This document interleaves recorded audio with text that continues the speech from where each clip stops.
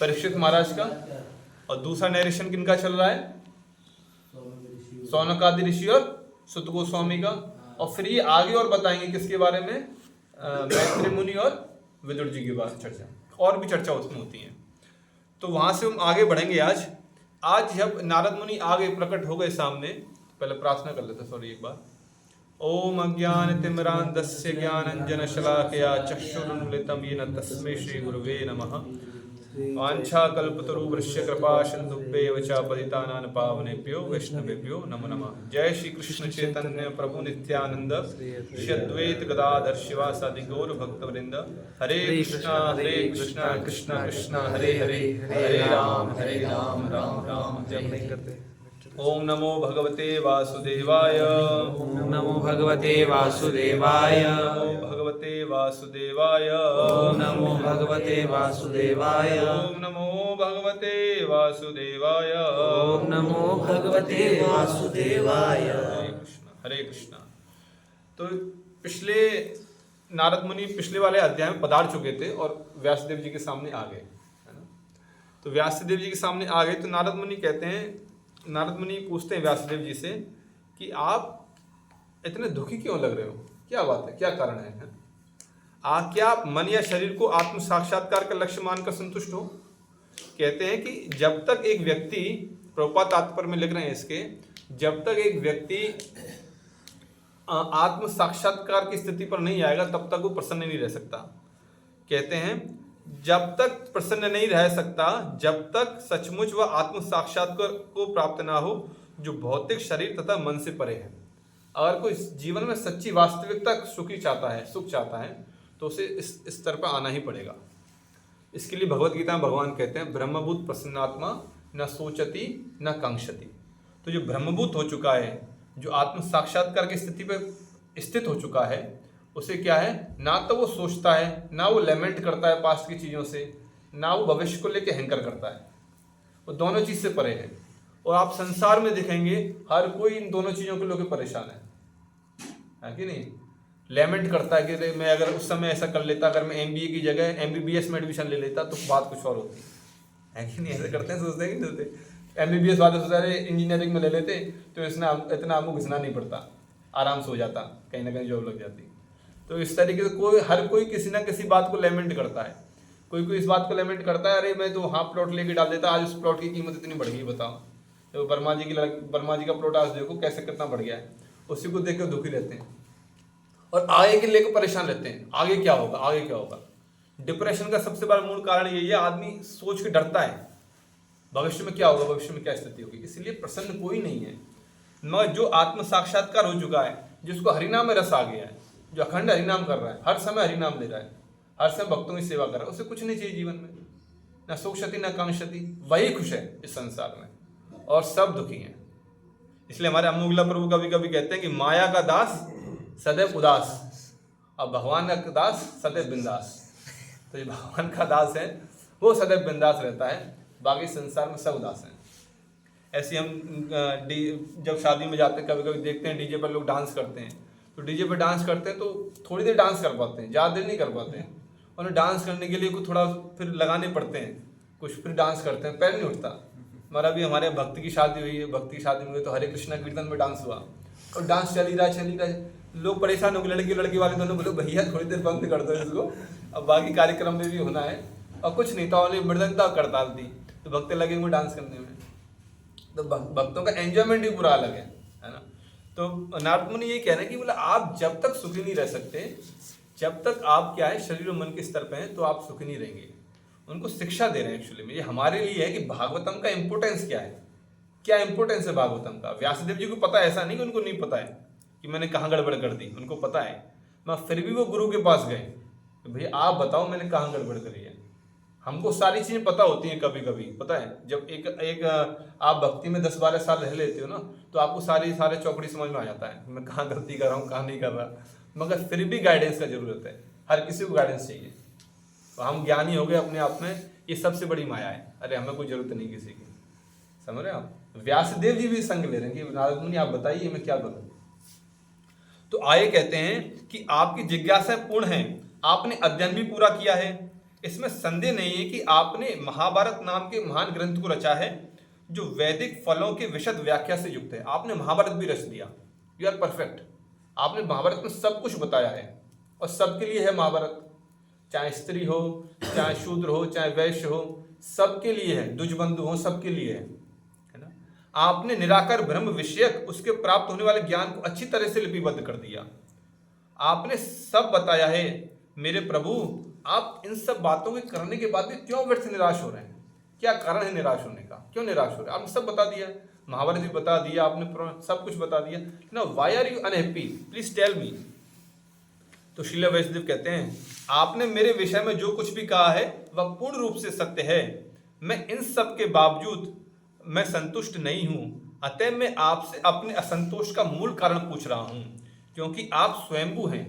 आप ब्रह्मा जी के डायरेक्ट, आपके कोई माता पिता वैसे नहीं है, आप ब्रह्मा जी के डायरेक्ट पुत्र हैं। तो आप उनके पुत्र होने के कारण आप में अगाध ज्ञान है, आपका ज्ञान अनलिमिटेड है। तो आप जानते हैं मेरे विषाद का कारण क्या है, मैं असंतुष्ट क्यों हूं, आप जानते हो, प्लीज टेल मी। तब वहां कहते हैं तब नारद मुनि कहते हैं कि हे नारद मुनि कहा, वास्तव में आपने श्री भगवान की अलौकिक तथा निर्मल महिमा का प्रसार नहीं किया। यहां देखो उन्होंने कह दिया, क्या आपने गलती कहां कर गए आप?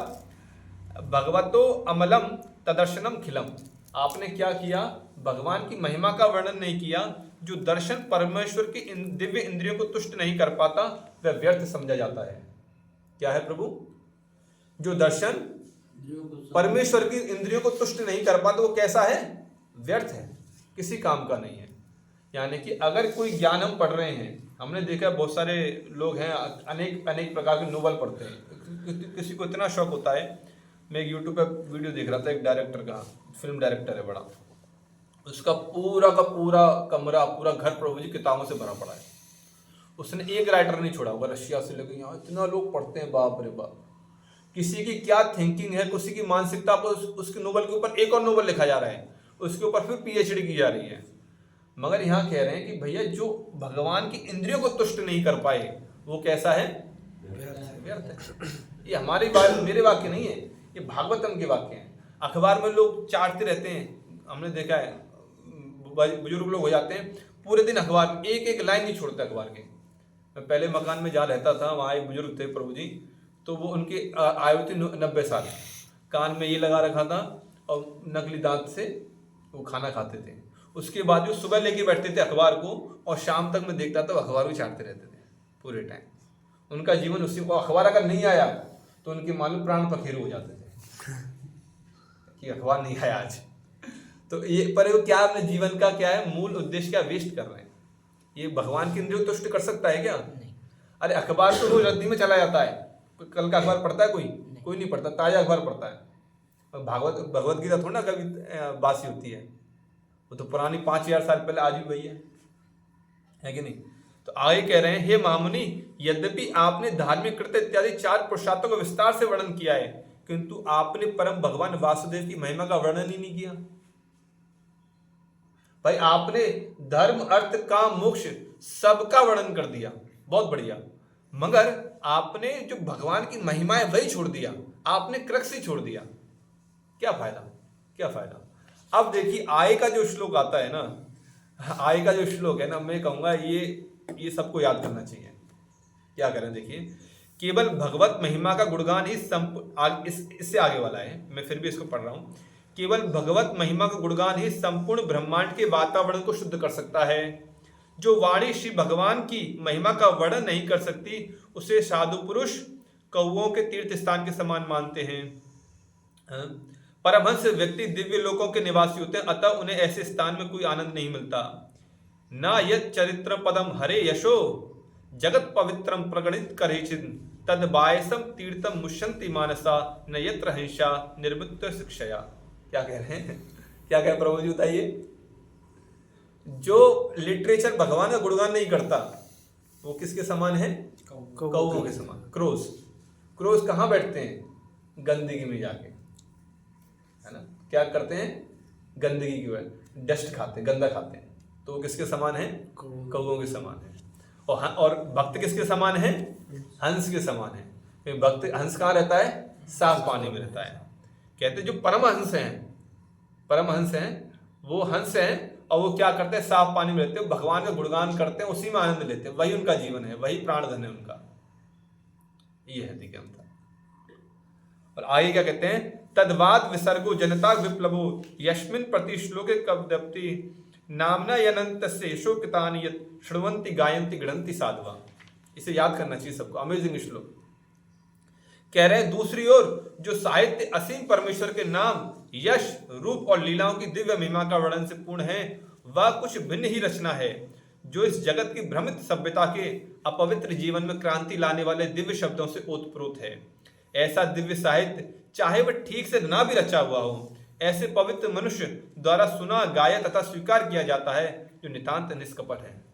कह रहे हैं अगर ऐसा लिटरेचर जिसमें भगवान के नाम, भगवान का यश, भगवान के रूप, भगवान की लीलाएं, भगवान का गुण है, अगर वो सही से भी नहीं रचा गया, उसको बहुत अच्छे से कंपाइल नहीं किया गया, वक्ता में भी कुछ कमी है, बोले फिर भी कोई दिक्कत नहीं है। ऐसा क्या है, ऐसा जगत का कल्याण करने वाला है, ऐसा जगत का कल्याण करने वाला है, क्योंकि ऐसे पवित्र मनुष्यों द्वारा सुना, गाया, स्वीकार किया जाता है जो नितांत निष्कपट है। इसी को प्रभुपाद ने जब लिखा भगवत गीता का अपना भागवतम का भूमिका लिख रहे थे, तो उसमें कहते हैं कि हो सकता है कि मेरे लिटरेचर में कुछ कमियां हो, इस श्लोक को कोट किया, कहते हैं मेरे में कमियां हो सकती हैं, मगर क्योंकि मैं पूर्ण रूप से भगवान का गुणगान कर रहा हूं तो इसे परफेक्ट ही मानना चाहिए, है ना। तो ये है जब हम भगवान का जो लिटरेचर पढ़ते हैं ना, ये this is the amazing thing.